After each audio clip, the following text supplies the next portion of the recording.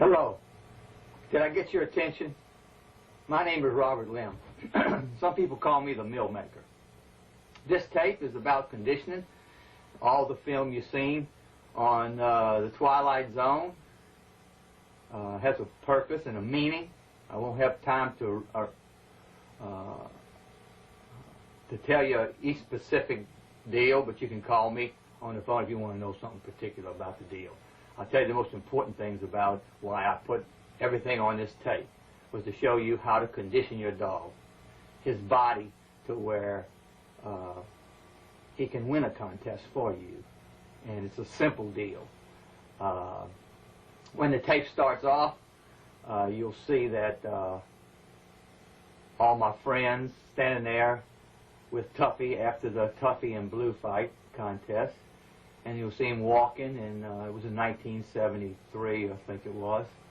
And then, Blue was a Bullyson puppy. His big brother was Bullyson Jr. I flew to Monterrey, Mexico, just to see Bobby Hall contest these two dogs, to see what kind of chance Tuffy would have. Well, when I got down there and seen Blue and Bullyson Jr. fight, they both won. I think Tuffy could have whipped them both in the same night with no problem. He destroyed. You can see that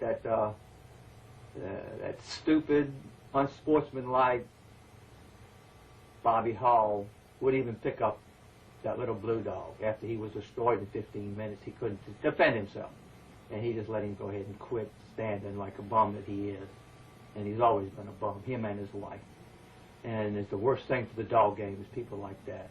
They only care about the money. They don't care about the dog. And so then they'll go on.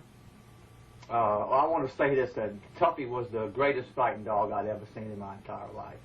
And he was conditioned on a free-turning treadmill and cutaway design. And he never had to take bottom.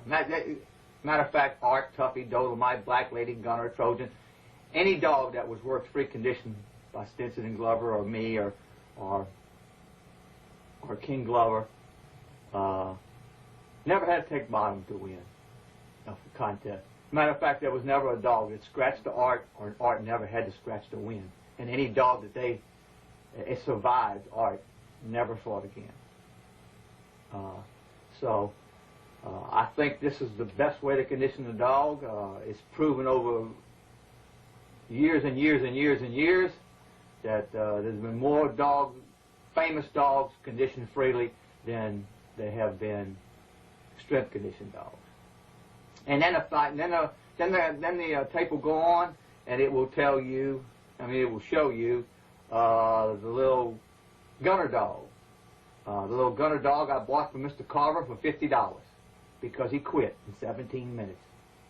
It was the worst expression of respiratory failure I've ever seen on a dog. If he'd have took one step, he would have fell down. The other dog on the bottom, with his tongue run out on the canvas, was in the same shape, not quite as bad, but it just wasn't his game. And he took the count. And Jim had bought this dog for $600 from Mr. Carver. And Mr. Carver guaranteed the dog, and they didn't get to see it. I went to Arkansas to film it, and when he come back, Mr. Carver said, "What happened?" Raymond Holt and Don Mayfield said, "That dog's just a cur dog." I said, "Well," I would love to have the dog. He said, "Did he quit?" I said, "He took the count. If that means quit, he quit, but that's a good little dog, and I'd love to have the little dog." He says, "Do you want to buy the dog, son?" I said, "Well, I can't afford that dog." I said, he said, will you give me $50 for him? I said, "Oh, yeah." So I borrowed $50 off of Jim and gave him $50, and Mr. Carver gave him another dog. And how that fight come along, Mayfield and Raymond Host called it cur. They fought him 2 pounds light. They contemplated cutting his tail off. He was standing in mud and water on a 4-foot chain, 8-foot circle, 32-degree weather. His head was sunk in. He was in terrible shape. He was the worst dog I've ever seen conditioned in my entire life. They hollered, cur. Raymond says, "I'll go get a dog and whip that. I'll go get a dog and whip that dog." So he went and got him a 3-time winner. Well, you've seen the little red and white dog. He never put all 4 feet down on the canvas for 45 minutes. He was relentless. Yet he stood the line in 17 minutes and couldn't take a step. If I have time, I'll put that little short clip on there to show you the respiratory failure that the dog had. And then I'll go on the big bear dog, scratching hard into Pusher, a black and white dog that Chicken Sam had. Chicken Sam owned 3 of my treadmills. He owned a bitch mill, a big mill, and a standard mill. And I lost that fight, and it was my fault, and I was very sorry because that was a great 52-pound dog. And I was going to have him come right in on weight at 52 pounds.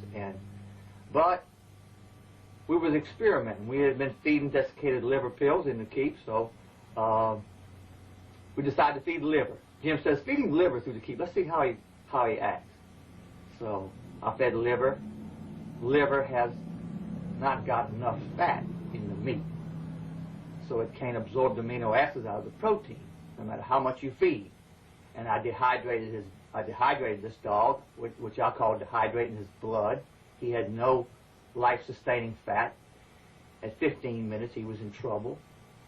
But he kept on and on and on. And they said that they were going to pick him up if he got in trouble, because he only weighed 50 pounds when I got to the pit. And he was a true 52-pound dog. And so Pusher it was 115 degrees in the shade. My knees were bloody in the contest. He kept getting in the stifle and kept defending himself, but he couldn't hardly get up or stand up, and they let it go and go and go, and finally he just took the count. But he was a good little dog, and Mayfield hollered cur too on that deal. But the man who owned the dog took him over to Raymond Holt's house, and Mayfield said that if you want to see if he's game, scratch another dog and see if he'll scratch to another dog. So they took him over there and put him on that Dempsey dog, and Dempsey dog tore a hole in his esophagus, and he blew up under the skin like a balloon. Of course, dehydrated and died. He was going to die anyway, but that was just stupidity of Mayfield and people like that. I mean, Mayfield was just so dumb, it's unreal to me. But anyway, then they'll go on, you'll see the little Pepper dog. He was another bully sign dog owned by Robert Corn. Robert Corn knew that he couldn't whip the Tuffy dog, and it was going to be his next fight. And so he sold him to a drunk Indian called Lightning Billy, and you could see that the Tuffy dog was just hung around until the black dog ran out of gas, and when he did, he got back in the stifle, broke the back leg, drained his pipes, he died in 13 minutes. And then you'll see a male and a female. I just wanted to put that on. I don't have time to really tell you about putting a male and a female. One will give way to the other no matter what. Eventually, they're not going to get 2 dead game dogs, one male, one female. The male's going to give away to the female, or the female's going to give away to the male when they heat up because of the hormones and the smell and the nature. So it's not good to match male and female like them drunks did. And so then you'll see Don Mayfield come on with you see Fred Balky, little red dog, give up 11 pounds against Arthur Wood's big Brindle male dog out of Whitey Ford. Fred Balky used a free turning treadmill, just like Jim's, and took a hell of a thrashing for over an hour and stopped the big Whitey Ford dog, the Brindle dog. And then you'll see Don Mayfield with the 400. 400 was a shell of a dog in his third fight. He was a stifle dog, and this was going to be a good, easy fight to make him champion. It ended up going 2 hours and 39 minutes because Sneedley was probably the greatest defensive dog I've ever seen in my life. 400 didn't get back to the stifle not once in the whole fight, and yet he tried and tried and tried. Both of these dogs were conditioned on a Flying Jenny. I know because I went to Mayfield's house on the great mountain and hill, the king of the hill, conditioned his dogs on a Flying Jenny for hour upon hour upon hour, and never let his dog off the Flying Jenny. And the conditioning program himself produced a dog with no life-sustaining fat. So it made for a long, grueling fight. Both dogs were conditioned the same way with no recovery off the Flying Jenny. And they had no life-sustaining fat, so they went on and on and on and on. They folks came down, and it made for a long fight. At the 30-minute mark, Mayfield went over to George Gillum, because George Gillum owned 400, and said, "My God, what's wrong? What's wrong with 400? The first two fights, he survived the conditioning program and the two weak-ass dogs he matched into. So he looked good. He didn't have to try himself. But the third conditioning program wiped him out. He was a shell of a dog. He had no recovery on his feet. He was a game dog. But at the hour mark, Mayfield knew that he was not going to win. So he cheated. So, and what I mean is he cheated. He told me one time that you roll that skin up in your hand when you don't think a dog's going to scratch, and you release him. In other words, you pitch him out there. That's cheating. And in this fight, he knew at the hour mark that this Needley was a younger dog. Even though he was conditioned on a Flying Jenny, also with no recovery time, no walking, no life-sustaining fat, he was a younger dog, and it was his first contest. So he was actually stronger and very defensive. 400 was not going to get back in the style for that contest.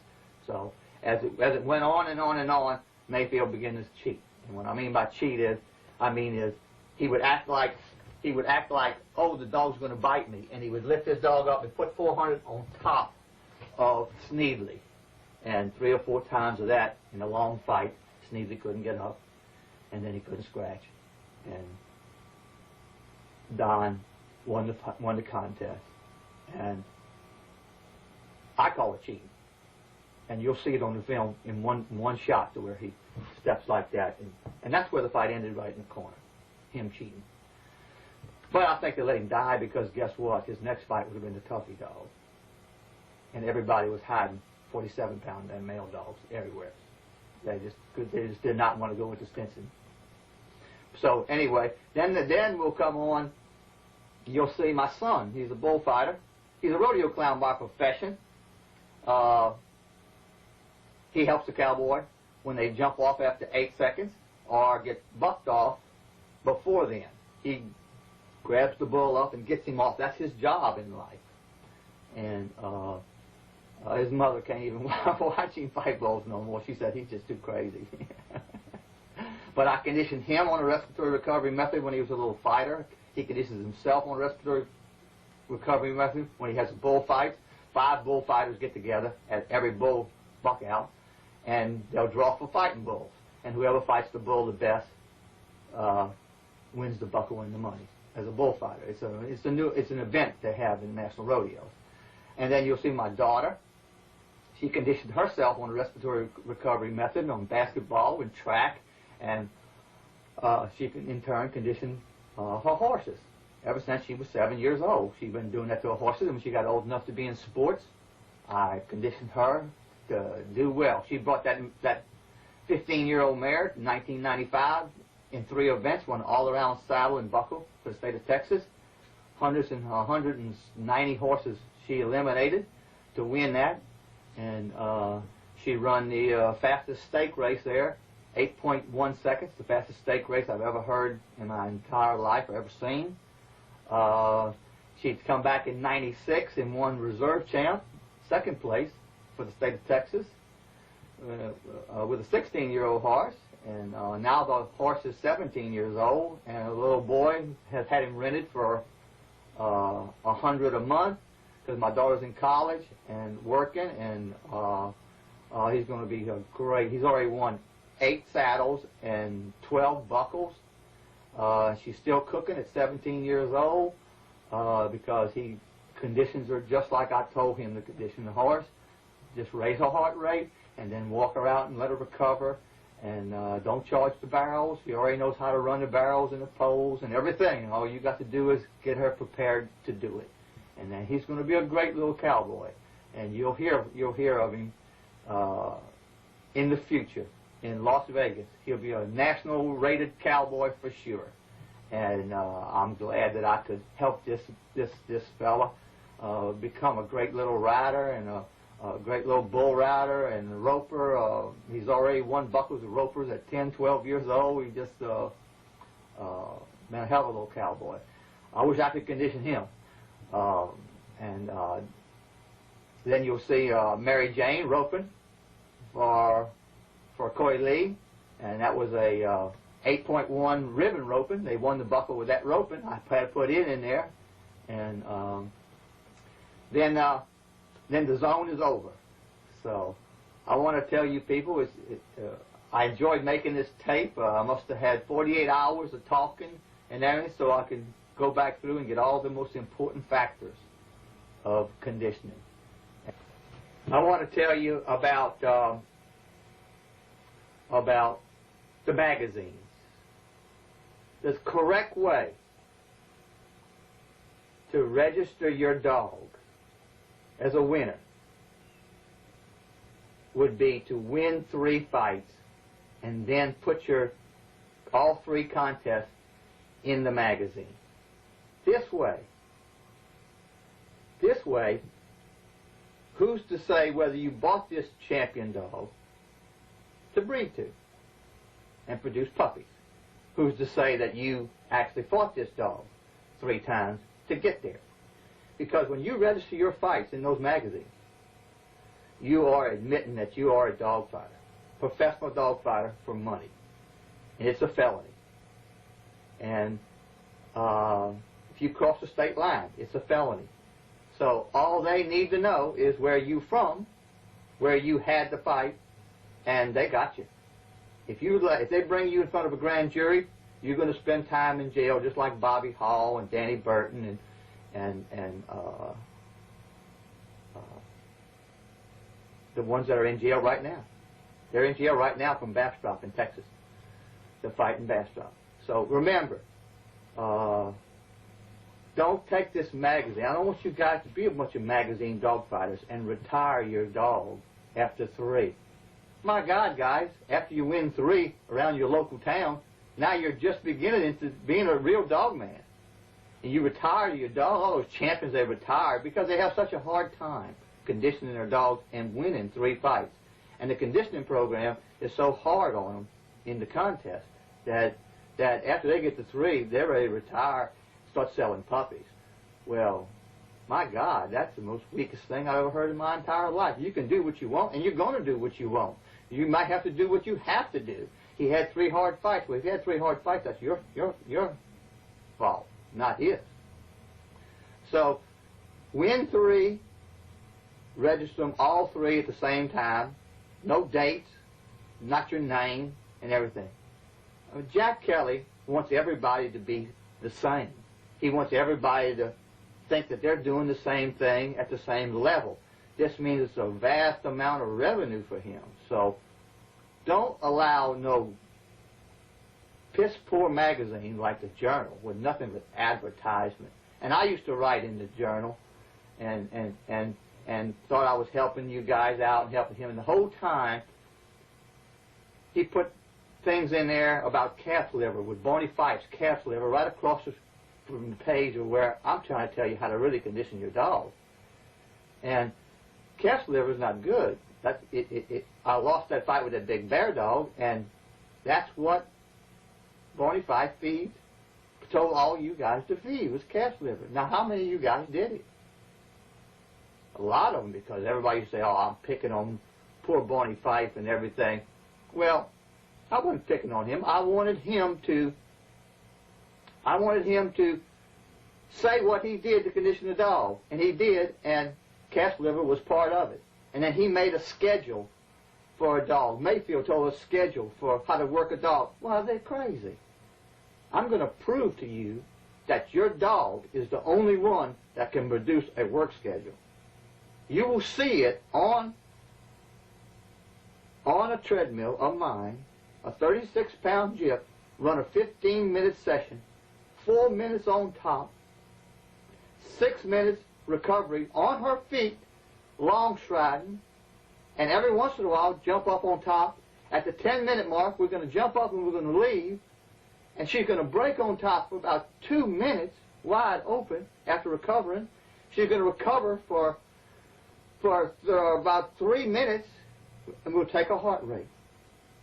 And we keep her at this 15-minute session until we get her locked up. She's already on weight. She's already produced a tremendous amount of energy. And you'll see with your own eyes the treadmill I used, how many times it turns over. It's like Don Mayfield cheating all them times I've seen him cheat. I got it on film, guys. Who would call it on the great Mayfield? Huh? Because he was a magazine editor with the Pit Report. And he sold his magazine to Raymond Hope. Neither one of them people knew how to condition a dog. That's why he never told anybody how he did it.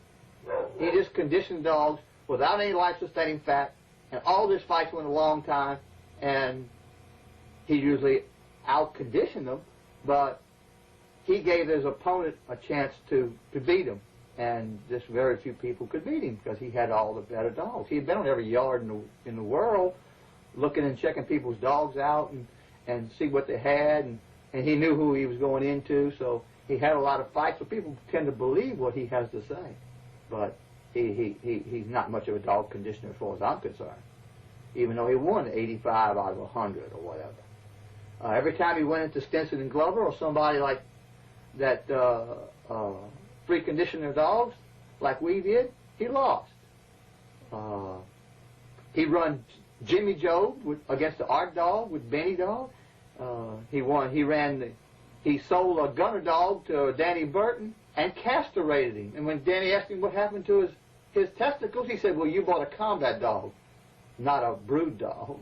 How about that? And Danny was his friend. And then, so Danny, he told Danny that the Gunner Dog was the only dog that could whip Dolomite. We went up there and whipped that Gunner Dog in less than 30 minutes. He went into Ruby with that dog that whipped, that female that whipped Pool Hall Red. And he was supposed to, well, I think there was cheating going on there for sure, poison and some kind of stuff. That Pool Hall Red dog, which is one the dog could be whipped easy. Mayfield whipped him, so they challenged Ruby. Well, he couldn't hide no more, so Jim bought Ruby. No problem. Wiped it out. She quit like a cur dog, run out of gas. You've seen in this film here with 400 and Sneevely. They're crossed over each other, run out of gas. I want to tell you about that.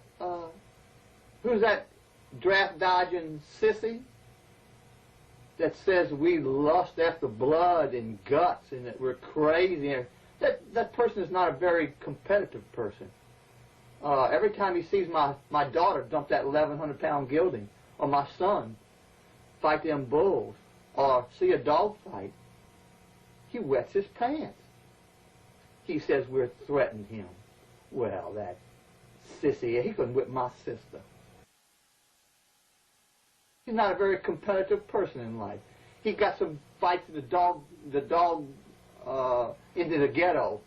A bunch of people who don't even use rules, got grass growing in the pit and stuff like that. No pit walls, and tells the public. He preys on the television because he can't go out and get a job. He can't turn his hand at work because he's probably a homosexual, you know what I mean? He needs to sit in a little air conditioner every day, and he preys on the public's opinion about showing these trashy-ass dog fighters that don't even know how to condition a dog or use the rules or anything like that. That doesn't make it right when we put two dogs down to kill each other, but at least when we do it, it's competitiveness. It's competitiveness. So don't be careful. These guys are going to get you. And when you put your names in the journal, every time you win a fight, you put it in there. Now they know who owns this dog, but if you wait and put 3 in there, just think you just lose all that rhetoric, and you don't need to know who wins 1, 2, so you go beat them because their fight only went 20 minutes. So you go challenge them and beat them. No, all you need to know is where all the champions are, because that's the beginning of professional dog fighting. You understand what I'm talking about? Now you can go out there and challenge. You can challenge a 1-time winner, a 2-time winner, 3-time winner, but you need to go out there and find you, or somebody will call you. If you win 3, I guarantee you somebody will call you. Put those 3 in there and forget about them magazines. Them magazines can't tell you nothing. Them magazines can't make you famous. my peers won't, me and my peers won't allow you to be famous. You'll just be another dog fighter, another magazine dog fighter, putting your business on the street and using those magazines to get famous. You can't be famous. I'm famous. I'm famous, but in my own way. You understand what I mean? I'm not your competitor. You call me and match me, I'm going to get you whipped. And you can bet a pile of money a show dog couldn't jump over. So remember, you're not my competitor, so I can tell you how to condition your dog because I'm for the dogs no matter what you do. You pull sleds, you show your dog, you contest your dog, you hog hunt with your dog. Whatever you do, I don't care what you do. It's not my business. All I want you to do is condition your dog like I tell you, and you will be happy. When you step over the pit wall with that dog in your arms the first time, you'll step over the pit wall the third time, he will feel the same. If you condition your dog like, he will be able to go on and win 7 and retire. Now you want to sell a few puppies? Okay. I have seen puppies in magazines from 3-time winners for $1,000. You got to be kidding. You got to be kidding. Me and every other good dog man, or me and all the good dog men have bred 7-time winner males to 5-time winner bitches, and neither one of them got a growl in them. So the deal is, don't sell no dogs, but do what y'all got to do. So this tape is going to go on, and we're going to have a good time, guys. I'm going to show you how to condition your dog, where it won't affect him in the second fight, in the third, and the fourth, and the fifth, and the sixth, and the seventh. Retire him. Call me up. I might have something I want to breed to. I ain't going to breed no champion.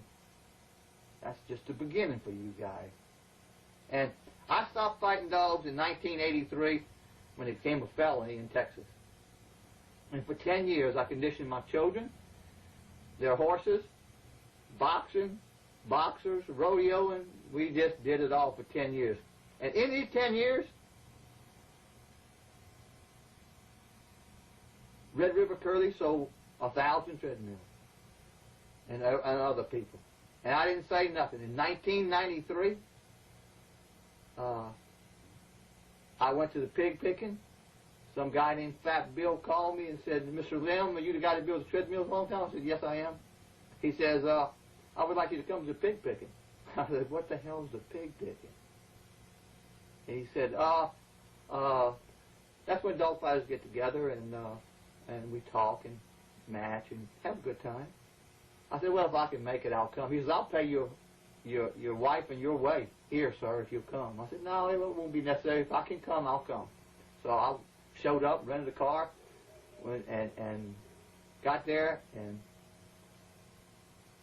I started building treadmills again. And so I'm going to show you guys how to. Okay, gentlemen, now we're going to start with the conditioning program, but first you need to know how your dog actually gets the condition in it.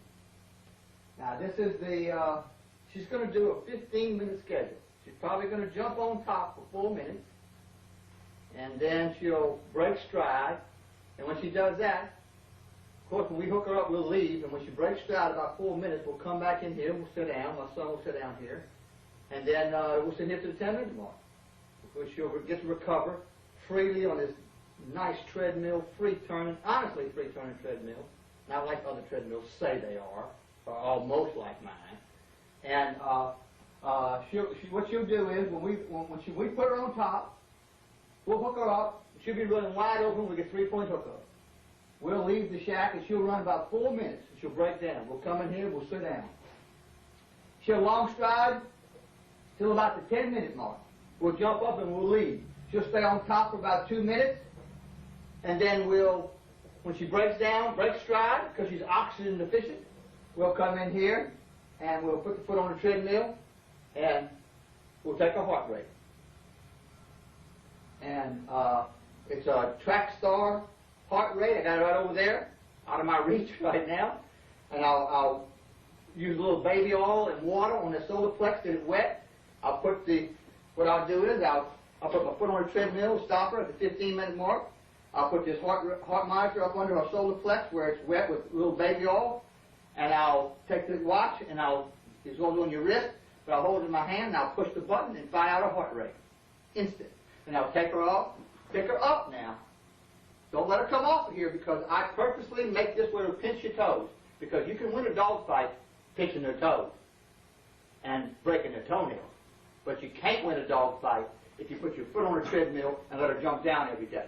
It jars the kidneys away from the backbone that is so rigid because she is in condition. So I want to pinch your toenails if you don't use the cutaway design off and on the mill. It's got to be sailor-proof for fools.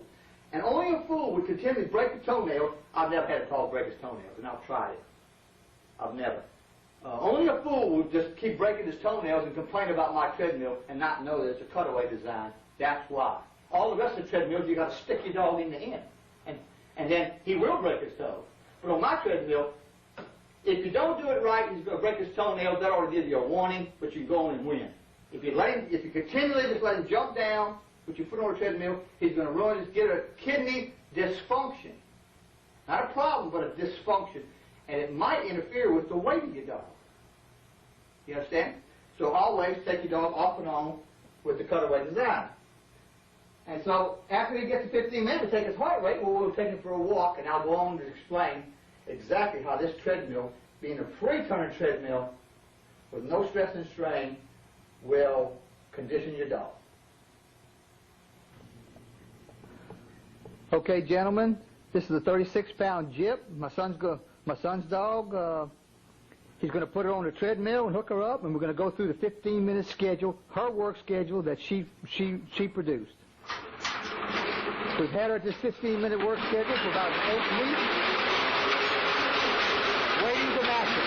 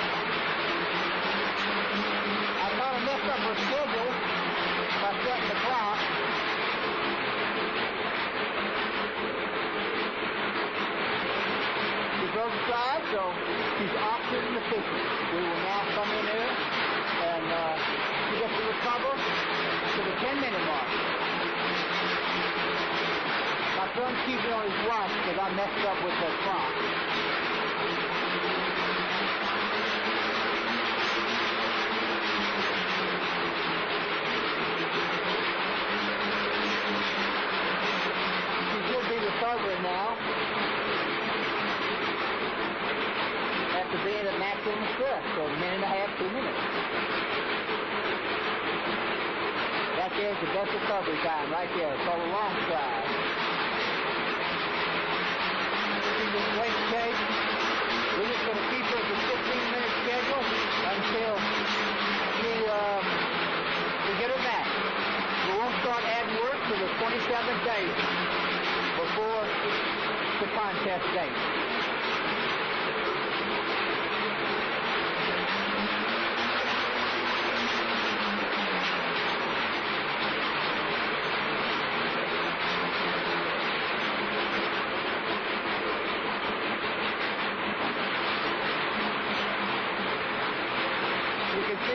jumping back up on top because she's in great shape. But usually they stay at that on top for 3 minutes, 4 minutes, and then they'll break down in long strides at the 10-minute mark where we'll come in and break them, and we'll leave the room and break them on top again. But this dog's in great shape, and she's ready for some hard work. So we're just going to keep her, because this is her true 36-pound weight. We're just going to keep her at this weight 15 minutes a day until we get her managed, locked up. And then we start adding work. After we take the heart rate on the 27th day, if our heart rate is the same or less than yesterday, we'll take her for a 5-minute walk. We'll cool her off with a hose in Texas weather and stop lactic acid as quick as we can from forming. Although there's not much lactic acid in a running teeth, that's just for strength conditioning and jump mills produce a lot of lactic acid. Too much stress and strain. Isn't that just a beautiful treadmill? Isn't it a free turning treadmill? You can just skip along there. If you don't believe it, just watch the chain go flat while keep walking it on a long stride. Nothing, that takes nothing to run this treadmill. She's long striding, recovering. She just really can't wait to jump on top again when my boy leaves the room. Every day, this 15-minute session, she's done it just like clockwork.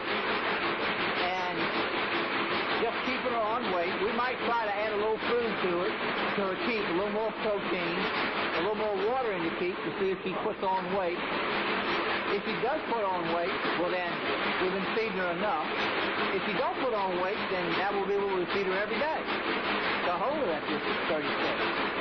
We might keep adding food we might keep adding nutrients until she does gain weight at this 15-minute schedule. Because when you start adding work, you're probably going to have to probably lose a little weight, which is usual. You'll probably have to increase the breed a little bit more to keep her at her weight. We know this is her weight because she can do this 15-minute schedule on a small amount of food.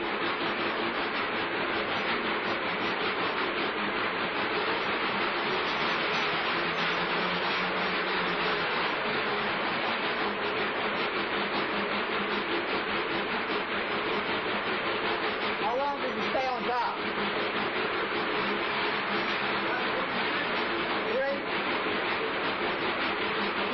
Yesterday, didn't you? Well, we ran it for almost a minute before we ever... Yeah.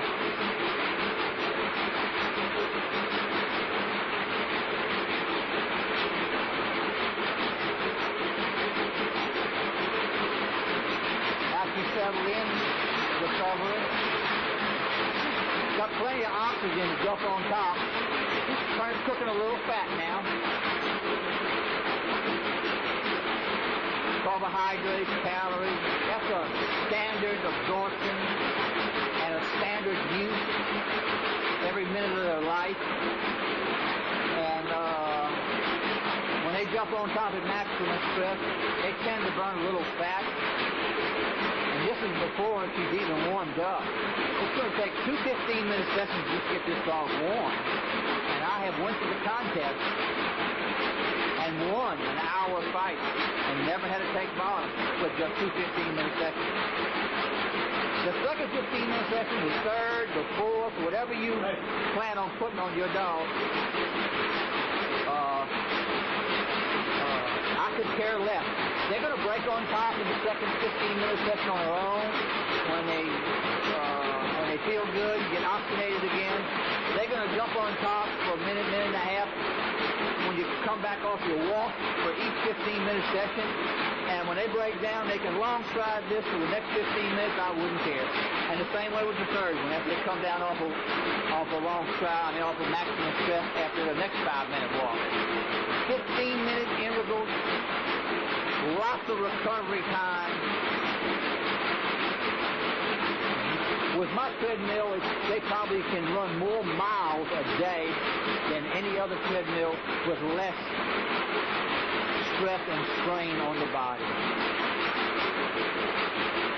And remember, gentlemen, people that strength condition their dogs, like the dogs to fight on carpet like a bunch of sissies, and they dig their toenails in there, they can't catch this dog on carpet. No way that they can catch this dog on carpet. But I would rather fight her on canvas, like a professional dog man.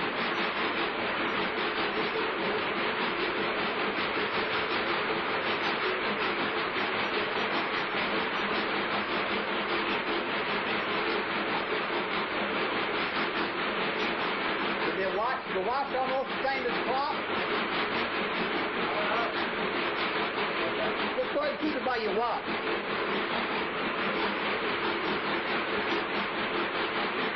At the 10-minute mark, we'll break.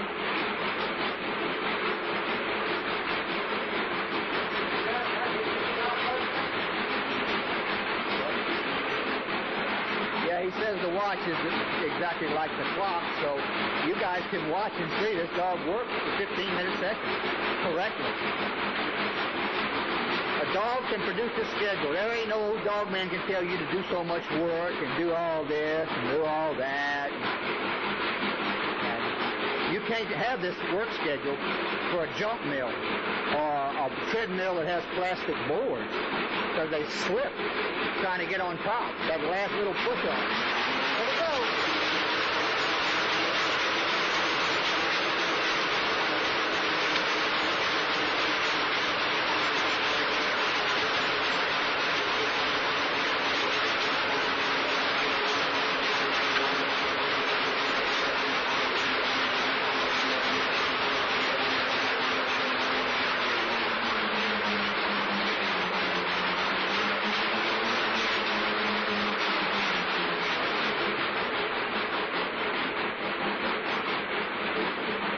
Okay, gentlemen, she broke stride, so we came back in.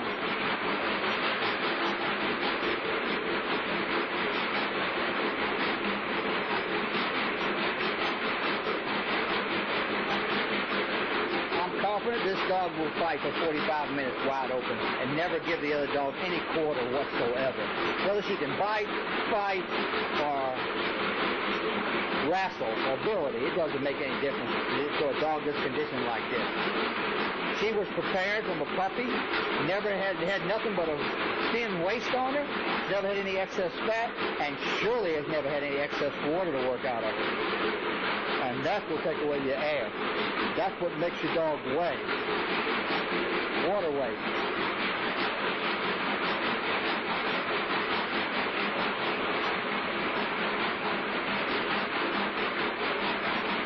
Look at that change. If you don't think that's a free turning treadmill.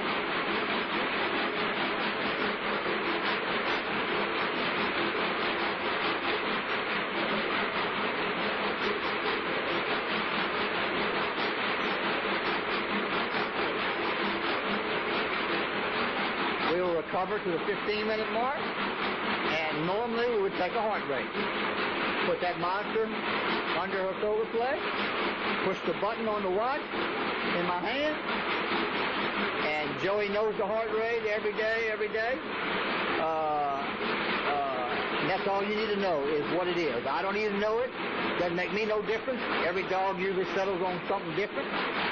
So when we get ready to add work, the day we get ready to add work, we'll come in here, we'll take her off at the 15-minute mark, check her heart rate. If it's the same or less than yesterday, we'll take her for a 5-minute walk, come back, put her 5 minutes, walk her out, put her up and feed her. The next day, on the 5th day of the keep, we will do the 15 minutes, take her for a walk, take her heart rate, the same or less. Take a 5-minute walk, cool her off with a hose, bring her back on here, and put her on for 10 minutes.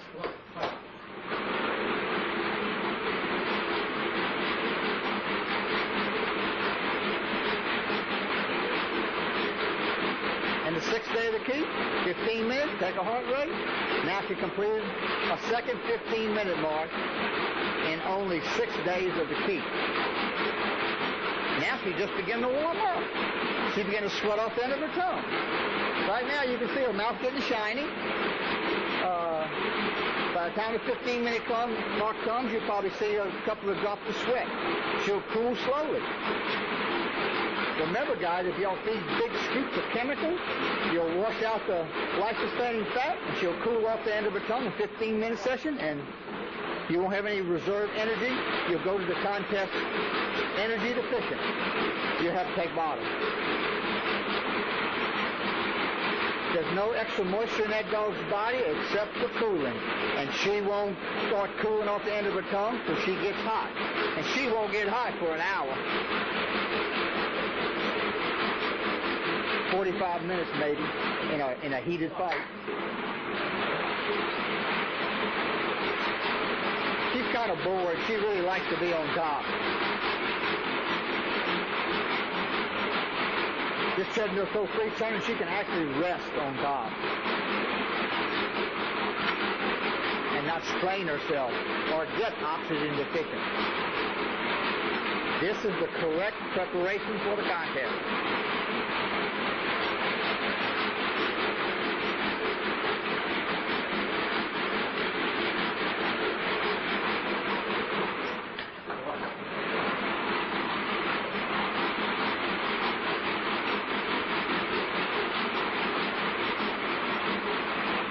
You don't do better in front when you're in front of her?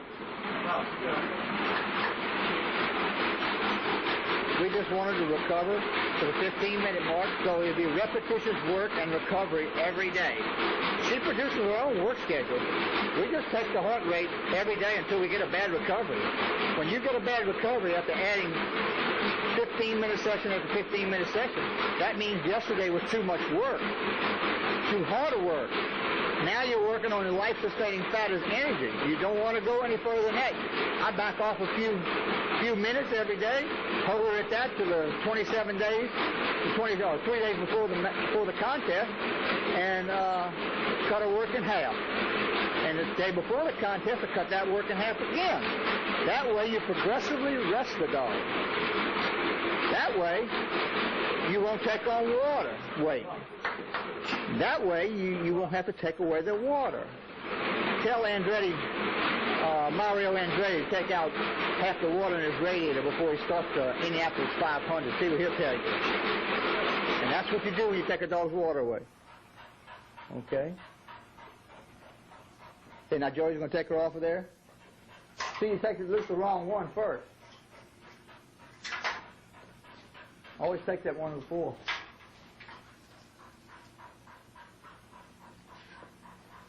He's going to walk her out till she recovers and come back. We're going to feed her and put her up.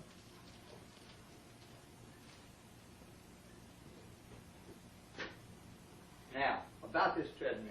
I've already told you about the cracks in the boards and the cutaway design, why it's engineered that way.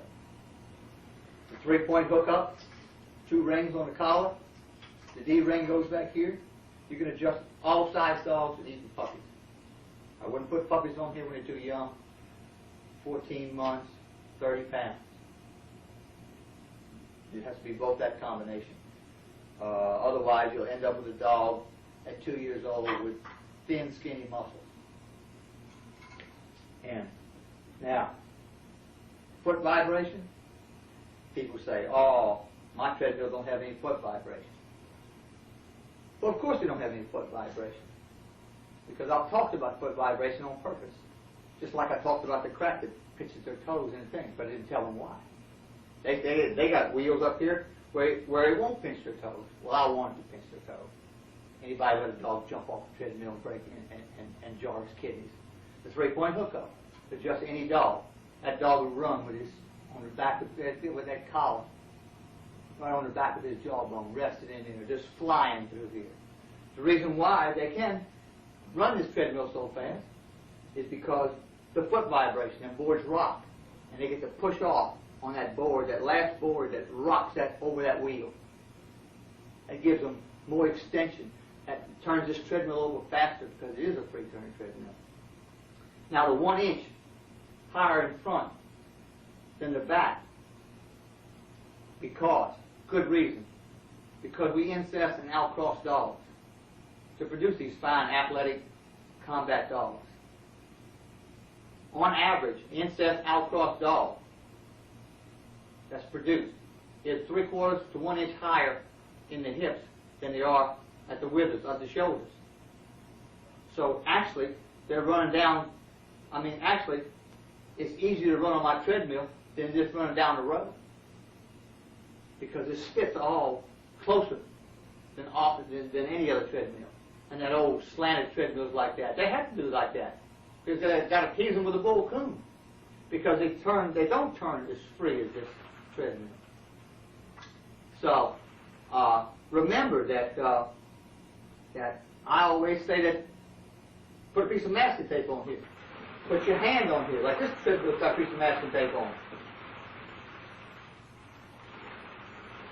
Well, Joey took it off. But I guarantee that this treadmill, every new treadmill I set will turn over 3 times. So all the other mill makers try to get to that 3 and don't try to go any further. Well, that's what I want. I don't want them to be able to have a treadmill that will go over 3 times. They're pushing like that. Because I know that if you work 2 or 3 dogs, every treadmill I build will go over 6 or 7 times. Joey said he can do this 8. How about that? How about that? That's more than 3, I guarantee you guys. So, all the things that they say are bad about my treadmill is what it takes to build a 3-turning treadmill. And and it has 24 adjustments. It has in and out, up and down on each hanger. And north and south on each hanger. There's 24 adjustments to get this roller tray flat, perfect, and in the center, and to run.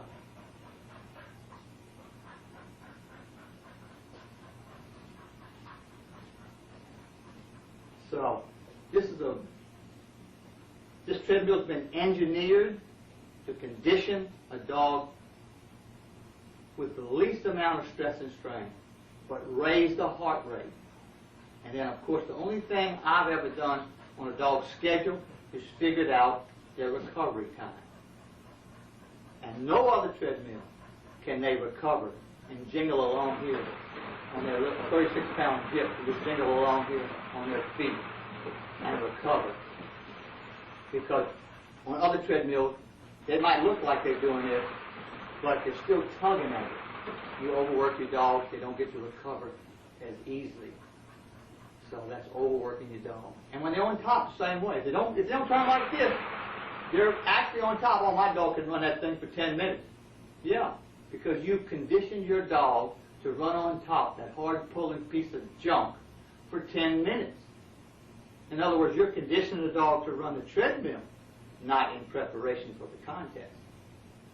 So guys, you need to always remember, no matter what they say, I have worked over 200 dogs.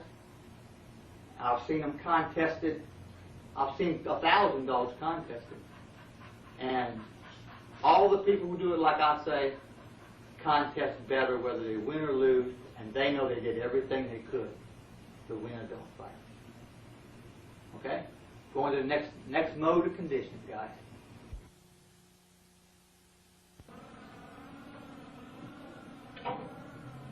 Okay, gentlemen, I'm going to hold back on this dog so he won't get ahead of the Jenny won't get ahead of him. Come on, son. Come on, son. I'm going to let him get in his rut until he gets knocked with the stress. Then we're going to take him off and cool him. This might be for 30 seconds. It might be for a couple of minutes. This is about the 20th or 30th time I've had this dog on a Jenny. He's pretty well found the rut. I'm going to hold back on this Jenny a little bit and let him get in the rut. Come on, son. Come on, son. Come on, son. Take it, son.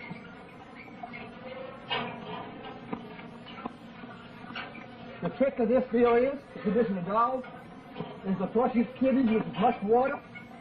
Never let him strain himself.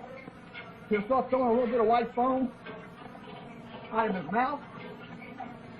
As I take him off, cool him off with a hose, walk him out, put him off. Hour or two later, bring him back here, get him hot again. And this way, you burn up all the excess fat in the body, and the body learns to cool, and you do the same thing in the pit. I don't strength condition, take too much fat and oil to build muscle, and the dog overheats. There's a running key. He's fixing to bite the chain, I think.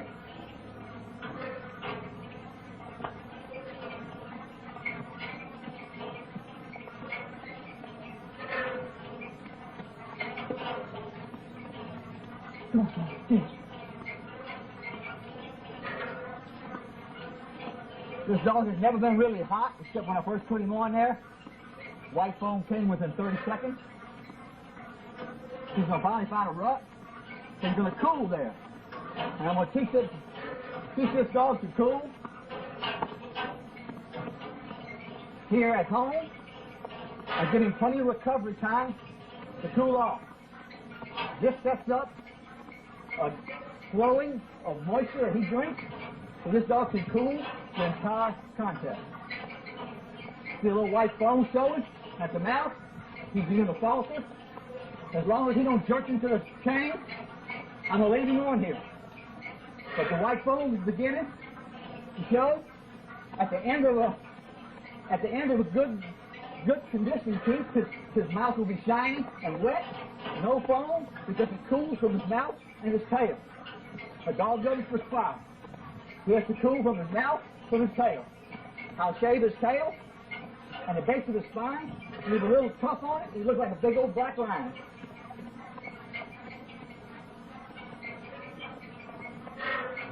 You clean the dog's body up. It takes 10, 15 days of this. And as many times as you want, every day. Now, he's beginning to get the maximum stress. He's cooking fat. He's speeding up. Now you're going to start lunging. And when this dog starts running his rut, gets shiny on the mouth, clear, cooling, he will be ready for hard work. Not until. You can't strain a dog with white foam in his mouth. He's oxygen deficient. You hurt the body. You will never condition this dog to beat me or my peers.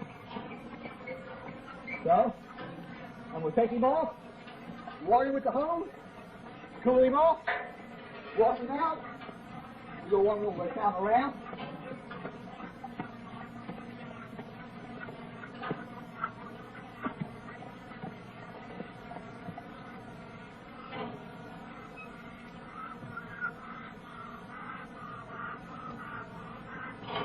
I'm going to stand here a little bit, get a little oxygen, and then he'll follow me.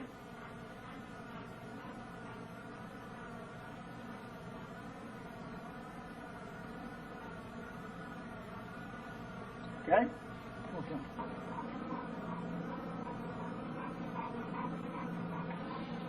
I'm going to cool this dog down. Stop the lactic acid that might form. Well, I've been working this dog 5 days. I have not stressed him or strained him. Try to get as much water in as you can. I'm going to show you guys how to work a dog.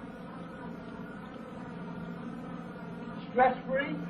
That's in preparation for the contest.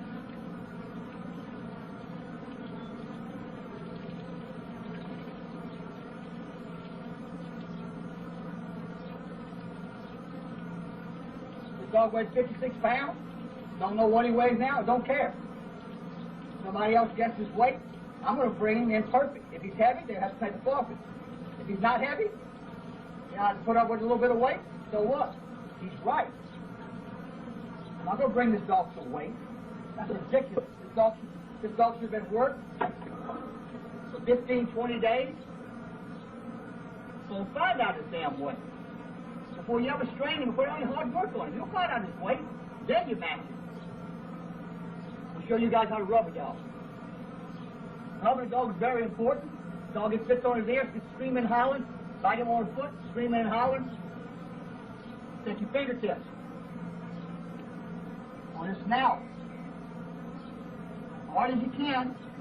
Don't pull at his ears real hard. Stick your fingers down his ears every day. Use ear mite medicine. Get all that excrement and eggs and dirt and stuff out of his ears.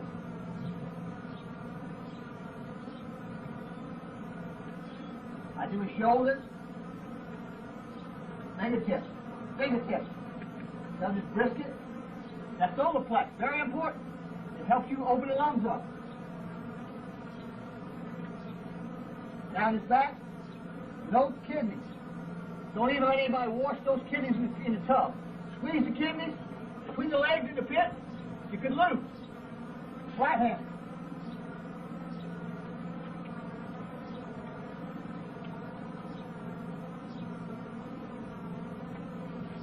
Go down his legs, squeeze them.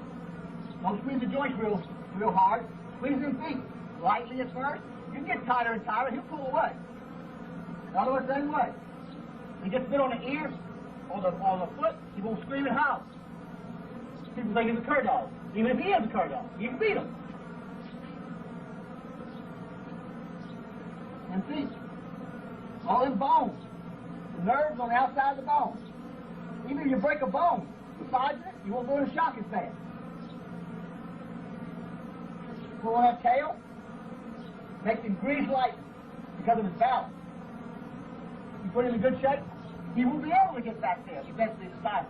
He will be able to do anything he wants.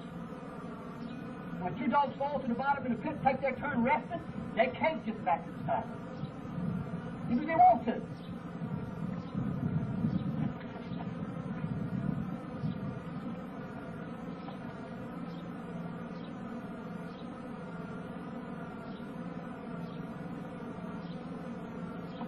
You can massage a dog as many times as you want.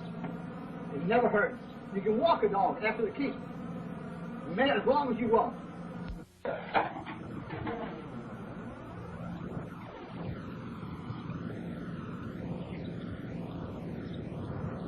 The more you walk a dog, the more you set the body fat in there, life-sustaining fat, that he can use in the contest and not get winded. Too much fat, too much water takes away their air. Takes away the air, takes away their oxygen. They can't breathe. They got to take bottom and rest.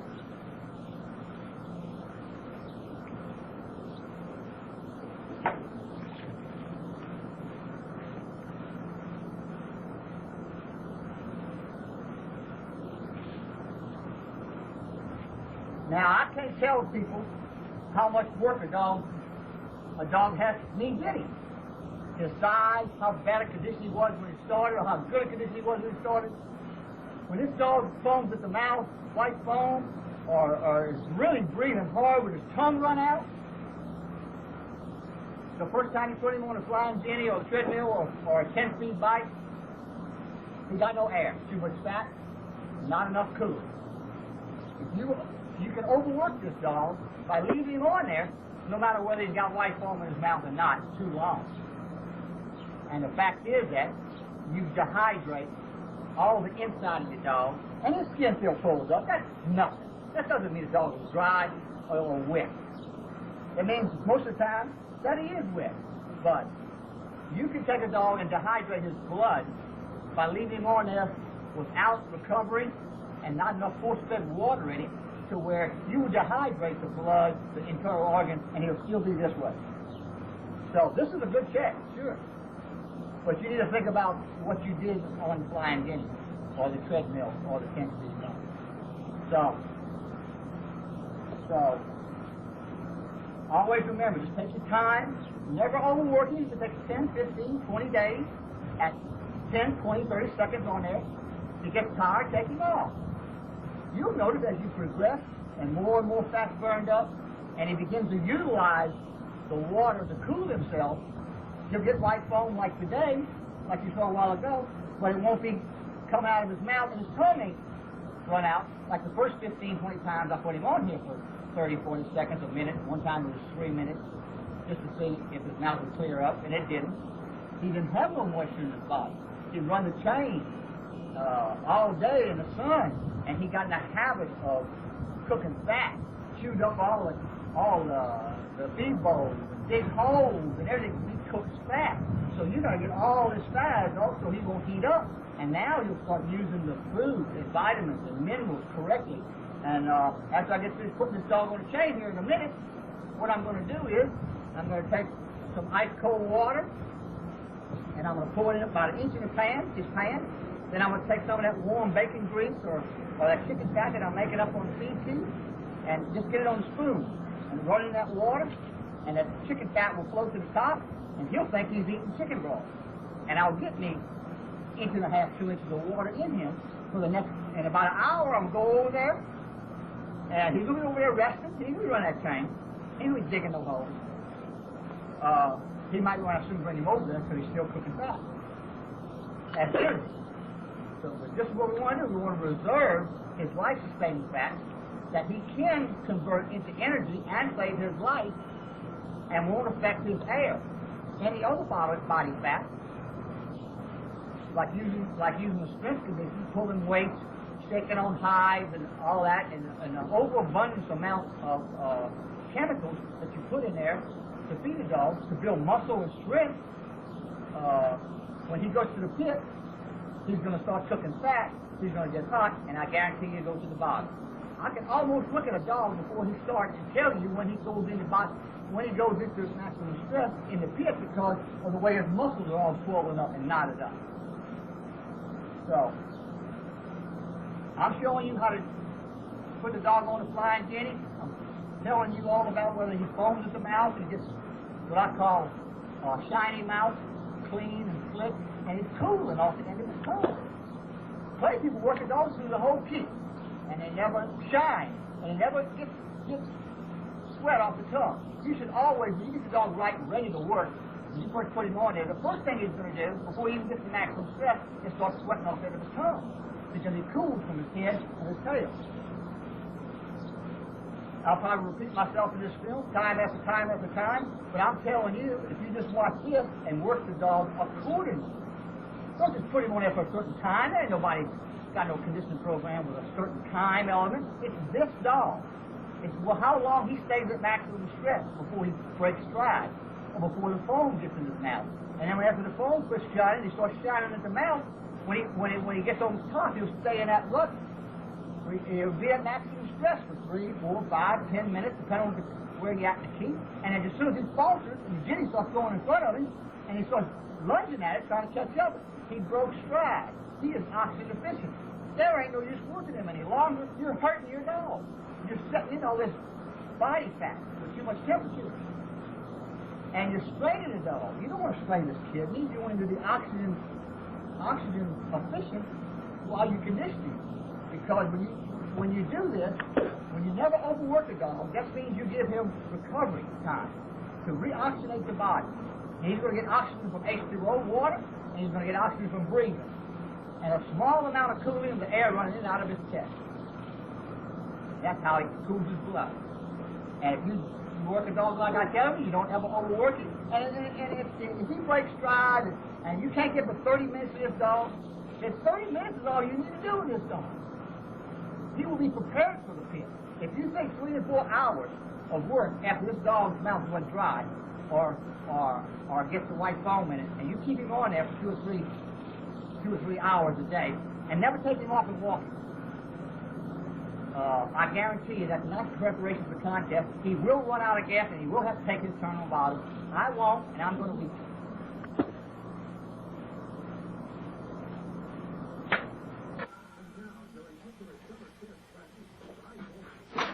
Now, gentlemen, I'm going to show you a conditioning tape of a dog. He's going to do the 15-minute session. They brought me this dog at 58 pounds.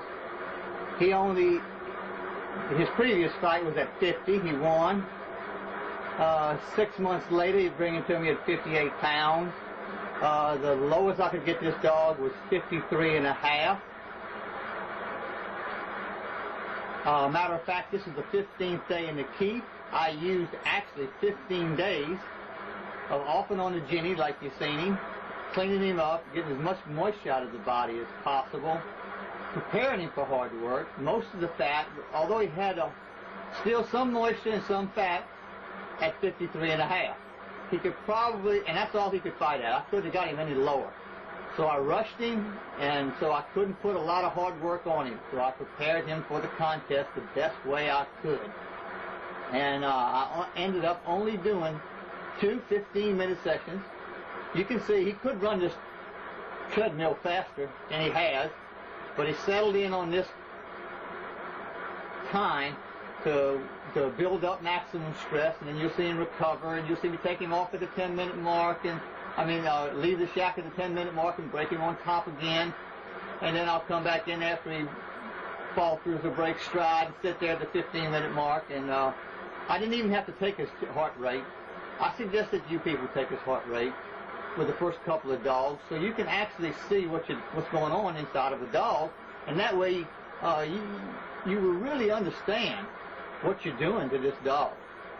And to go on, well, to make a long story short, he came in at 53.5. They came and picked him up 3 days before the contest. I had him put a 15-minute session on him 3 days out. Had him put a 15-minute session on him the second day out, the day before the contest, and put him on the treadmill for 5 minutes, 12 hours before the contest. They went to the contest. He had to take bottom because the dog he went into with even less condition, with more moisture and more fat in the body, so he was stronger, and kept him on the bottom for about 10 minutes. Well, he'd get up and go back to the bottom and get up. At the 10-minute mark, he got up. The other dog faltered, was maximum stress, deficient, oxygen deficient, and he chased this dog out of the pit in 17 minutes and won his second match. I wish I had time with this dog. He could have been, I think he could be another bully son. They brought me this dog at the right time. I told them if they let me use this dog, that I would give them a free conditioning tape. And they said, okay, because they thought I could condition him better than him, considering they had such a small amount of time.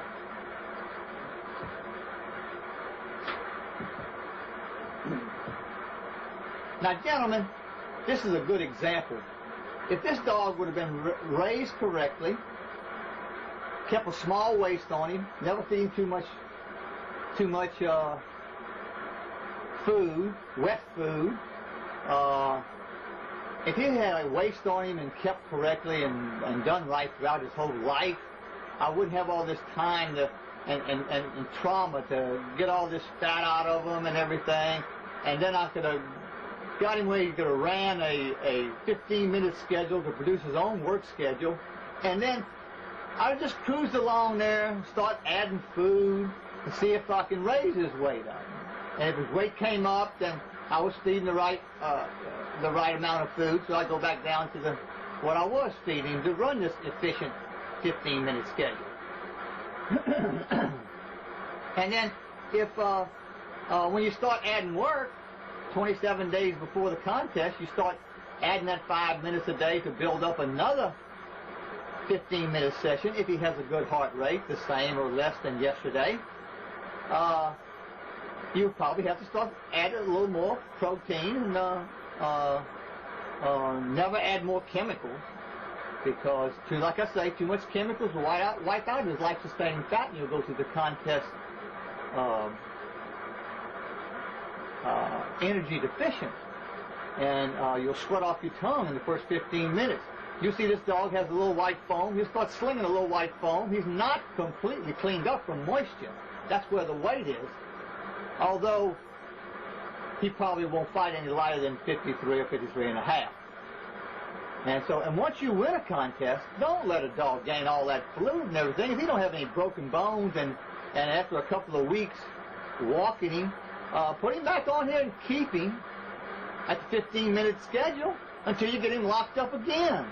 Don't let this dog get a bunch of fat and oil in his body and water in his body, because you can never win seven fights with a dog that you allow to get fat and accumulate all this water. Now he broke down. He run it for 5 minutes, you see. So that'll tell you that he couldn't get on top because his air was cramped with the moisture and fat in his body. And so he just ran it with more endurance for 5 minutes. But generally, about 3 minutes, if this dog was in great shape, he would stay on top for 3 minutes, break down, and recover for 7. But he's going to go on here, and he's going to walk out, and he's going to recover, and he's going to get a little oxygen, and he's going to feel good. Hey, there you go. He got a little fat, a little more fat got into the system, and he burned a little more fat because his body heats up and burns fat as energy. The calories and the carbohydrates, and it's just stable all the time.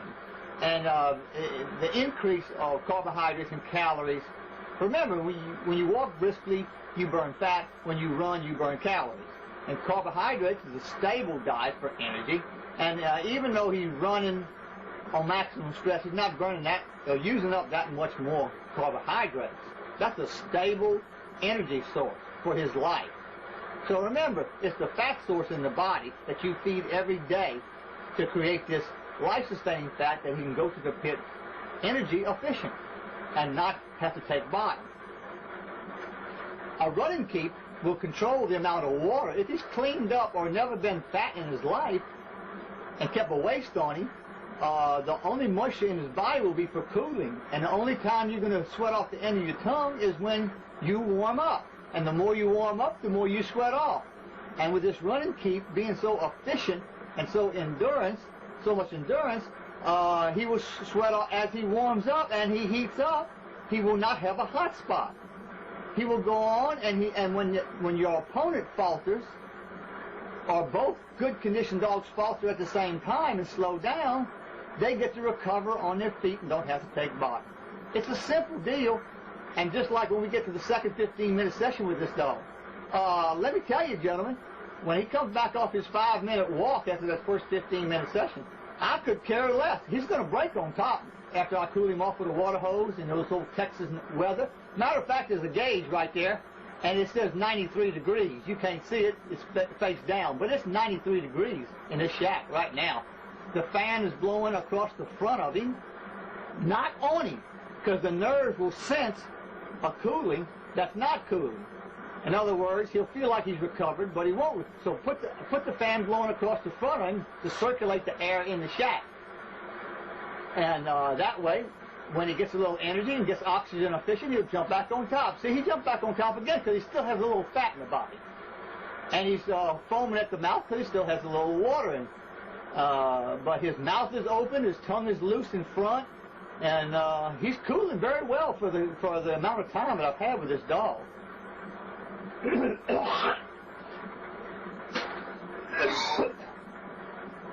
It was a perfect dog to use to show you people how you enter the contest not correctly. And most of the time it's because you didn't prepare in preparation for that 15-minute session that your dog can produce his own work schedule.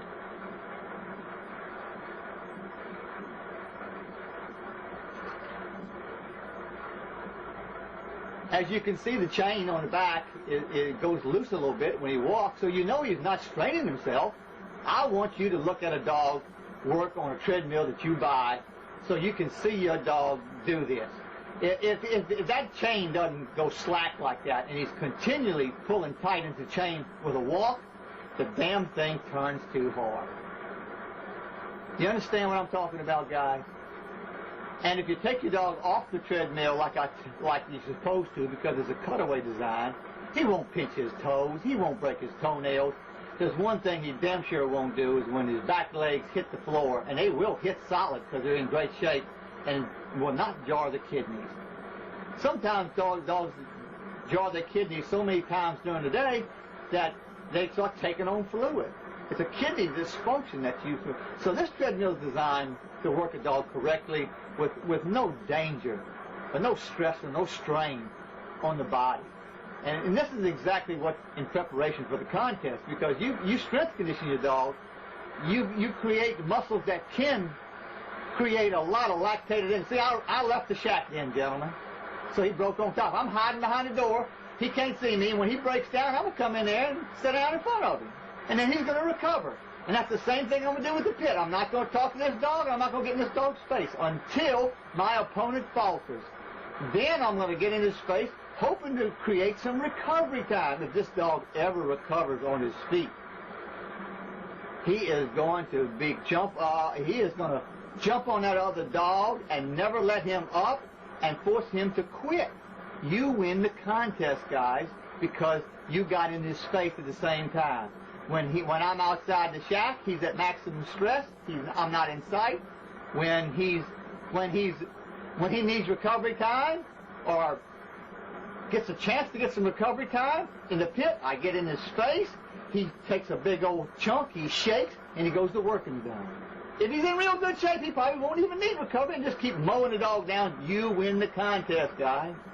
So don't get in a dog's face until you want him to get recovery time like he's doing right now.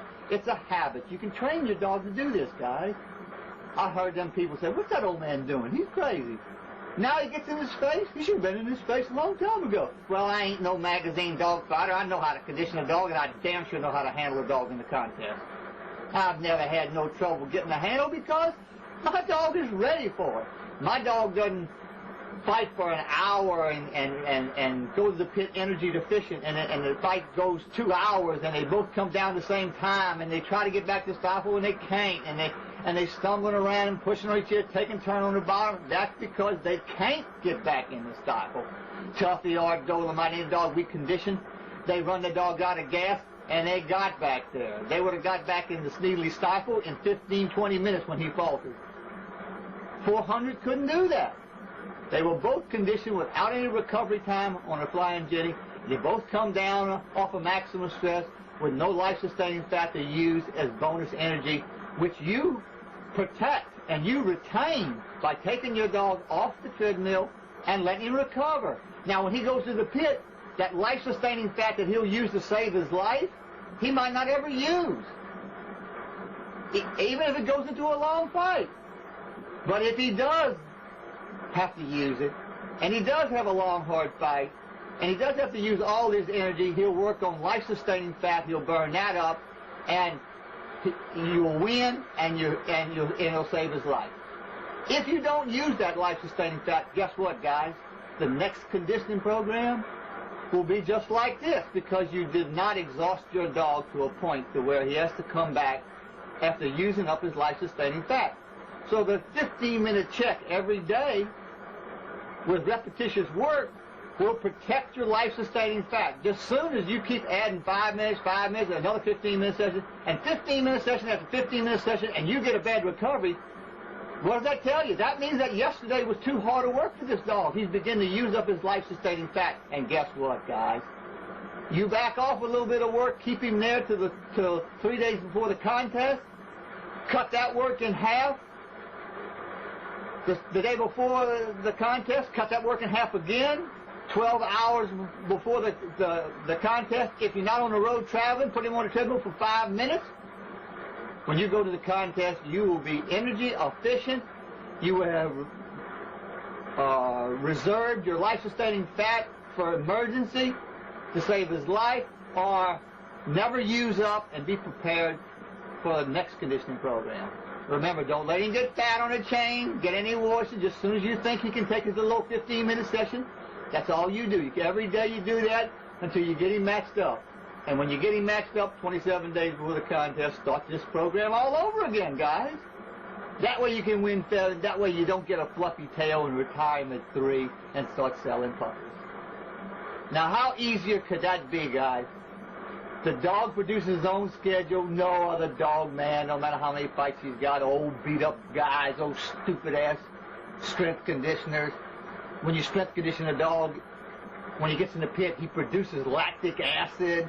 He gets weak. He has to take the bottom. With a running keep, you produce a lot less lactic acid, and you cool him off with a hose to even stop that. You don't have to cool him off the hose one time. So I'm going to take him off, and I'm going to give him a little 5-minute walk. You can see he's been at maximum stress several times, and he's recovered on his feet. So I'm confident I'm going to do good in this contest. I don't know if I'm going to win, but he did. The end of his fingers is over flexed, so I don't hurt his kidney. Empty him out.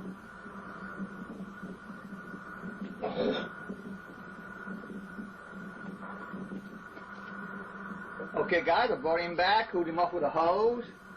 We're going to do another 15-minute session. I might cut it out to add any more if I get more than I can handle. But see how I put him on that treadmill? Didn't break his toenails, didn't jar his kidney. I set the clock, so he'll get I'll walk him a little longer, or a little less than 5 minutes. He didn't need it. I hook him up the 3-point hook up. He's already running fast. I'm going to build up maximum stress, and then we're going to... And see, the second 15 minutes, I could care less what he does. I sat down right in front of him. And you'll see when he gets to 25 on the 5, he might break on top on his own, or I might make a move to raise his heart rate, and then just let him recover. Just let him recover at that heart rate with a lot of oxygen until he decides to break on top. And then just... And I wouldn't care if he ever broke on top again, as long as he just went ahead and walked it out. In the next 15 minutes, same thing. He's going to break on top after the second 15 minutes session. Guess what, guys? This dog is not even warm yet, and he's in really not the best shape. Okay, you're going to start seeing a little saliva. It's got a little white foam to it, but it's running for cooling. He doesn't need to cool yet because he's not even hot. There's no extra moisture in this dog per se, or will be in your dog at this on his second 15-minute session, because it will be clear mouth, and he will cool when he warms up.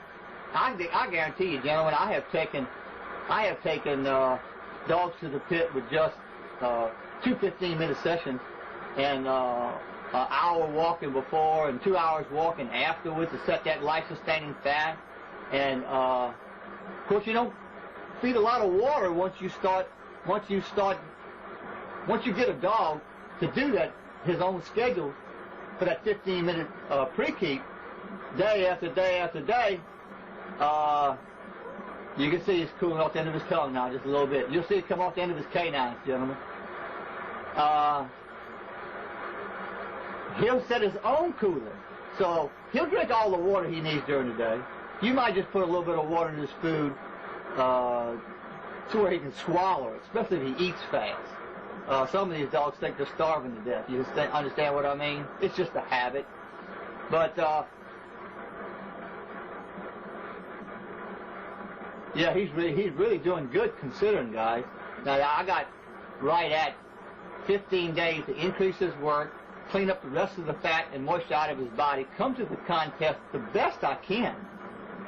And I can't put too much work because he will get hot. If he gets hot, then when he overheats that way, I can't use up. I'll start sweating off the tongue too soon. And then I'll dump all my cooling in the first 30 minutes of the contest. Now I'm energy deficient, guys. I can't cool. I have to take bottom to rest. Now, gentlemen, I only can put 2 hours on this tape, so I'm going to have to leave off a lot of stuff I wanted to show you. I might get to shacking it if I can just sum up this satisfactorily for you guys. Your clock, you put on the wall, take a glass off a clock, pull the big hand off. The 5 minutes is the green, the walk, where you cool your dog off, and make sure he's empty before you put him on there every day. Take him back to the same little bush and put him on the treadmill for a couple of minutes, take him back, take him to his favorite bush, make sure he's empty, then let him take his 15-minute schedule every day. Just take the glass off of here and just every day, just do that. And he'll go ahead and break on top. Like I say, the most important thing is to raise the dog correctly with a waist. That means he doesn't have too much fluid. That means when you start in preparation for the pre-keep, that you're going to keep him out till you get him matched up and start hard work. He won't have all this moisture his body tries to use out of his muscles that produces lactic acid, which the water he drinks the day that day to cool himself is going to go right through him, out of his kidneys, until he does have all the moisture out of his body. And how many people go to the pit with big old muscles? It's not a true weight. It's not his true weight, so he overheats because you didn't clean him up. You didn't raise him right as a puppy. You should have only a few dogs, not a yard full of dogs. Who needs 20 dogs to be a great dog man? Nobody needs 20 dogs unless you want to be a puppy peddler, unless you want to be a magazine dog fighter. You understand what I mean? King Glover, me, and Stinson, all together, our yards, we didn't have 30 dogs. And we kept everything exercised, everything on the Jenny, everything on the treadmill. If anybody called, we had it. We didn't care how good a dog he was. He was bred right. He looked decently game. We didn't overroll these dogs and see if they're game. How can you tell they're game? They're fat, greasy, no air. You're testing his gameness? Well, that's crazy. If I see 5 minutes out of that female and she stays at it for 5 minutes in the shape that she's in, if she quits, well, I did everything I could, and she ain't going to quit till she gets tired and takes bottom. You think that little female's going to take bottom before 45 minutes or even slow down? Hell no. So why should I test her gameness? I'm a believer in blood, in good-bred dogs. But people who have a yard full of these good-bred dogs sell puppies, put their fights in the magazine. So now this is the clock deal. I'm trying to hurry up because I've got 2 hours. If I spend over 2 hours, it costs me a lot more money to have this film made. Okay? Now, Metabolog 2. Bob Fritz put me on it. He's a good friend of mine. He's helped me out with conditioning. I only use 1 tablespoon for up to a 40-pound dog, and proportionately 2 to a 50-pound dog, proportionally along the way, whichever they weigh, 45 or a tablespoon and a half. Don't ever use a whole lot of chemicals, big prescribed scoops that come with the thing, all that carradine, all that cut. That is for muscle heads. That's for steroid freaks that look in the mirror. They see them muscles, they think, I win. Bull. That means, to me, it means lactic acid. It takes strength conditioning to make them big muscles. You're not using the right technique. In other words, a run and keep. You haven't seen no track star produce any lactic acid, have you? No, because he's on his true weight. He doesn't have any water weight in his body. The only water moisture he has in his body is used to cool. And the only time he's going to cool, the only time he's going to cool off the end of his tongue, not a track star, but the only time a track star is going to cool is when he gets warm. Not even hot. You ain't seen no track star run a 27-mile marathon and get hot and breathe hard because he never got hot. What he did and conditioned himself, he never got hot. This is how you condition a bulldog. Don't let anybody tell you any different. So don't chemical feed. A whole lot of chemicals. Just a very small amount of this pure chemicals, vitamins, minerals, all 7 or 9 amino acids. It just sensitizes the system so that your stable protein, your chicken with oil in it so it can absorb good amino acids. The most digestible protein in the world is chicken. You understand? I crock it and for 24 hours when I run out, and then I'll make enough for 7 days, 8 days, 10 days, and I give a 32-pound bitch that's been doing this pre-keep 15 minutes for 2, 3 months, 4 months. One big old serving spoon of chicken, okay? Remember, enough red meat, 92% lean, about the size of a golf ball, which you can hide in your hand every day. If you want to give it too cold, if you want to freeze it, okay? If you want to just let it room temperature, okay? But the trick is the digestion. You want to feed a lot of water in your feed keep because you want the nutrients to stay in the stomach as long as possible so that the stomach acid can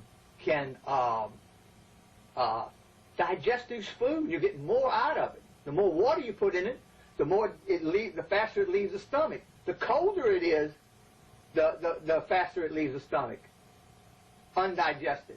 So warm a dog's food. 100 degrees is really nice. 98, 100 degrees, that's nice. That's the stomach. That's about the temperature of a dog's stomach. You understand what I mean? The brewer's yeast tablets. I give anywhere from 2 to 4 to 6 brewer's yeast tablets, depending on the dog, how fast his metabolism is, how fast he empties out. This brewer's yeast will create a vast amount of stomach acid and help the digestion. Raw gelatin. God only knows what it does for the dog. I can't specifically say, but we've been given this since Jim Stinson went to A&M. His daddy was a vet, I think, at A&M. I'm not sure. And So I give one pill of raw gelatin. We don't know what it did, but it sure made, we thought it made Art and Tuffy and Dolomite fight when no other dog man that added this did, because, but really we was beating them with technique and respiratory recovery method. And I give a half of one of these pills, which would make it 125 mg of vitamin C. You don't have to, but I usually start this vitamin C before the pre-keep. And then when I get into the keep, a dog doesn't need a whole lot of vitamin C, or he'll sweat off the end of his tongue too much. So you'll be able to gauge this. Big dog can surely take this 150 mg. And if you want to be sure and safe, break that in half, and then it'll only be 75, okay? And my Carboplex made by Champion that Bob Fritz sells.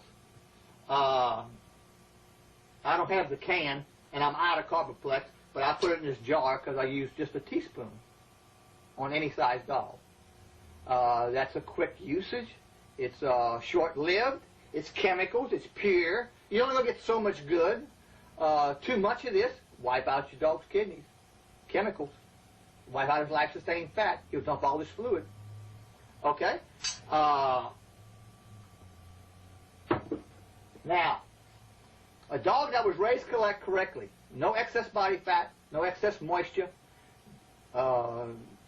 say 3 or 4 weeks of this technique, off and on the treadmill, off and on the 10-speed bike, and he's come to his weight, he's cooling off the end of his tongue only when he gets hot, at maximum stress or whatever.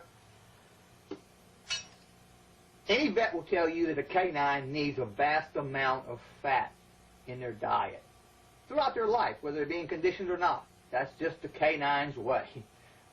So sometimes you can add, if you had a hard time with your dog getting a lot of water weight, or your dog was too heavy, and water weight, now remember, water weight is 97% of the body. So the bigger muscles you have, the more extra moisture you have in the body. Okay? And so sometimes in the process of cleaning a fat dog up, a wet dog up, he uses the energy and life-sustaining fat before he can strip his body of fat. And, of course, he's going to, because he's fat, he's going to overheat every day, and that's more or less overworking him, and he might even dehydrate. So you might want to add about an eighth of a baby spoon, maybe 2 or 3 drops of this Energol. It's made by Hoffman's. It's hard to find, but you can find it if you love your dog. This will replace his life-sustaining fat. Too much of it will create overheating, and then you'll have too much oil in the body, and he won't be able to cool right. So you're going to have to gauge this yourself. I don't know the condition of your dog, but this will really keep, along with the KD diet, all the prescription dog food you get at the vets. The KD diet is for kidneys. It won't hurt your kidneys. You use it as a filler to give your dog a little bulk in food, so he won't think he's starving to death. So it will replace your life-sustaining fat. Too much of the KD diet will overheat your dog. So remember, it's you're going to have to understand how to feed keep your dog. Feed keep to me is really nothing. I mean, you can miss it and be at maximum stress so much, and be such a track star and such an endurance runner. You really can't. This feed keep is 0. Don't let nobody tell you this shit on the can makes you win a fight. No. It's technique. It's cooling. It's life-sustaining fat. It's not overworking your dog by teasing him on the treadmill and keeping him at maximum stress all the time. What are you trying to do? Run him out of gas before you get there? No, you use up his life-sustaining fat. You hope to end up at the end of a fight. You hope to end up at the end of a fight with not using up your reserved energy. Now it's very easy to go right into the pre-keep until you get matched up again. Don't let these people tell you, these old dog fighters say, I always let them gain 2 or 3 pounds so to rejuvenate themselves. Well, your dog was conditioned. You understand what I mean? He took that hour fight, that 2-hour fight, because he was conditioned right. He ain't going to die on you. Of course, never forget to hit them with that Solar Delta. The 2-part bottle. You push the top stopper. The bottom stopper pushes in. You shake it. You try to get at least a half a cc in an IV. If not, you can put the whole damn bottle under the skin in frequent time. Okay? That Solar Delta will raise a dog from the dead. You understand what I'm talking about? And of course, get fluid in him if he ain't got an IV, or he hadn't had a really hard time. Put about 50, 60 mLs under the cc's under the skin here and there, around the neck area is the best. Okay. So now, crock your chicken. I was going to show it to you, but I ain't got time. It's almost 2-hour tape here. So crock your chicken, and then pour off all that fatty water. And thing. Okay, now the summons. The summons. Raise the dog right, correctly, with a narrow waist. Don't feed your puppies a lot of food where they get big bellies. Feed them a couple of times a day, dry dog food. I take a little chicken baby food. Okay, and I take a teaspoon of that chicken you feed babies, infants, and I put in some water. And after I feed them, and I mix it up, they drink it. After they eat that dry dog food, small amount, just a little bit. In other words, you want to put a little moisture in the dog food, but not too much, so they can digest it. But you don't want to feed them a lot of dry dog food and then let the body absorb moisture into the dog food to digest it, and then it leaves the body. You can dehydrate a puppy and never know it, and the skin pulls up. You want your dog to blossom. You want your dog to put on the nutrients in the correct fashion, and that's a good way. So if you raise your dog correctly, he's always got a little waist on him, boy, you're going to see he's going to grow tall in the legs and put on good muscle structure, no water weight. And then when he gets older, it just keeps getting bigger and bigger and bigger, then it's hard for you to strip his muscles and get him to the correct weight. It takes 6 months, a year with some dogs. And I've had to take dogs like that when they wanted me to condition a dog. I said, I'll have to keep this dog 6 months. Okay, Mr. Lem, whenever you're getting ready, you let us know. Okay? And that's what I did. When I got him cleaned up, and it took, just God, you just can't imagine how many times that dog has been off the treadmill and Flying Jenny or whatever. I use a treadmill all the time. The only time I use a Flying Jenny is to show people stuff and everything, because the treadmill can just produce such a great work schedule. They can just produce their own work schedule. They can take care of themselves. They can recover. They can jump on top anytime they want. So, okay? So now, we done raised the dog right. He's cleaned up. He's near his weight. We put him on a 15-minute session. So no matter how long it takes for him to run that 15-minute session every day, on top, recover, on top, recover, take his heart rate. I suggest you guys really take his heart rate. Buy that Track Star Polar, P-O-L-A-R, Polar, and it's a watch. It's a watch. You put on your thing, check your heart rate anytime you're running down the road. I suggest you buy this. It's only $127, guy. If you can't afford this, you ought not be in dog fighting. What are you doing? Gambling? Taking a chance? Taking food off the table from your kids?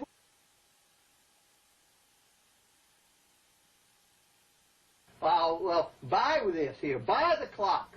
Buy these vitamins and minerals.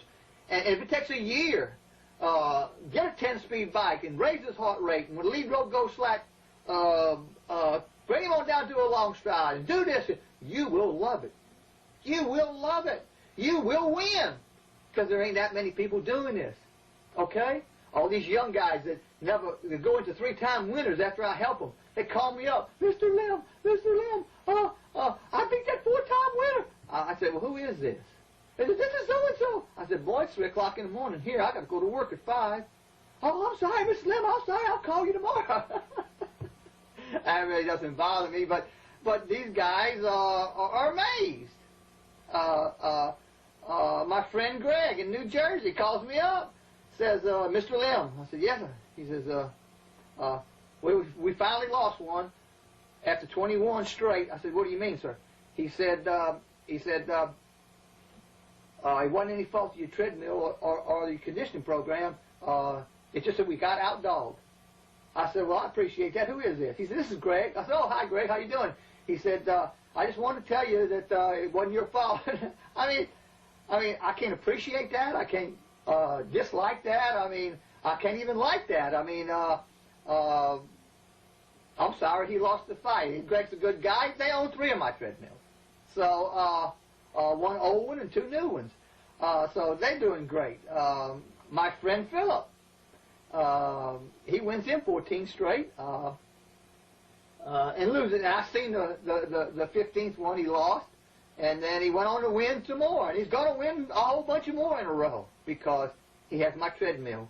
And his work schedule's a little different than mine because he works so many dogs, but technique, raising the heart rate, cleaning your dog up correctly, being on the right weight will produce a dog that can cool for 45 minutes, wide open in the contest, and if you don't believe me, you're a fool.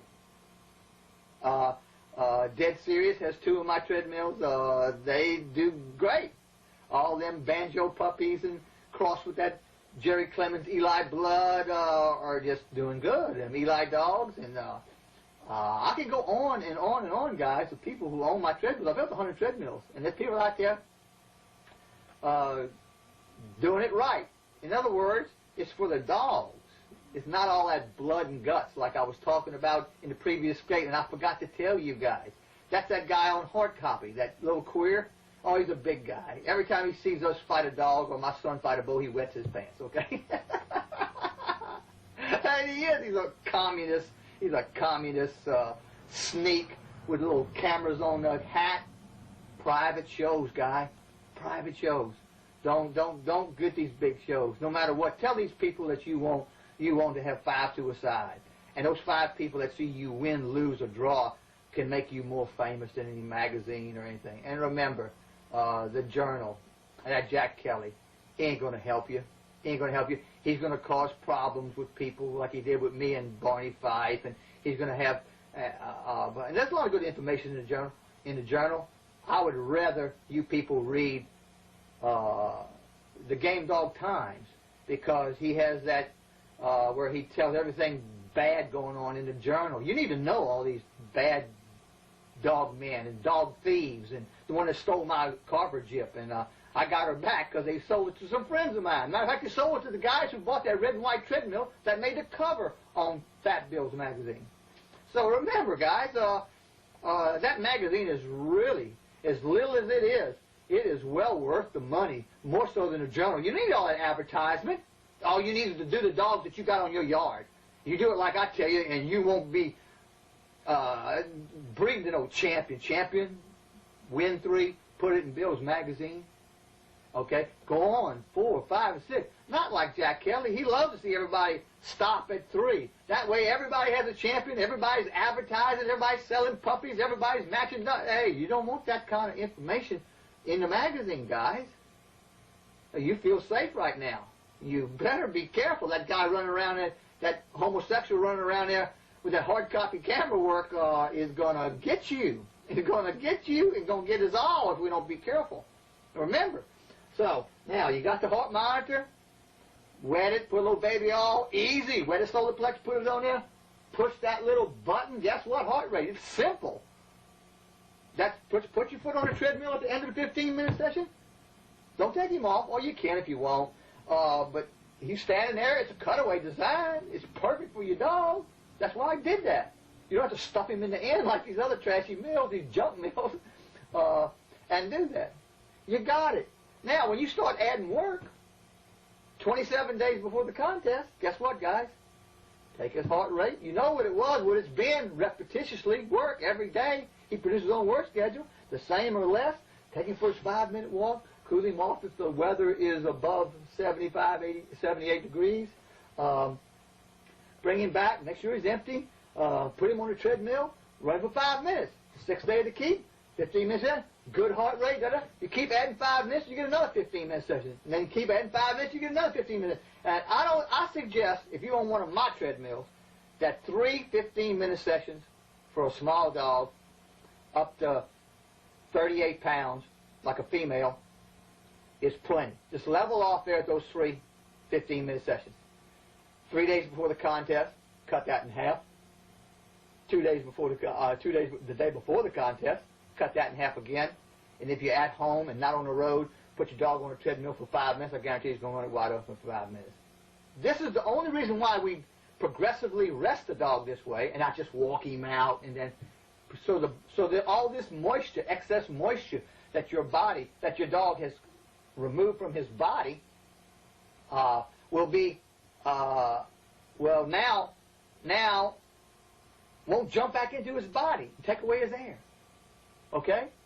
If you walk him out and don't progressively rest him like I tell you, well then all this moisture jumps in his body and you got to take away his water.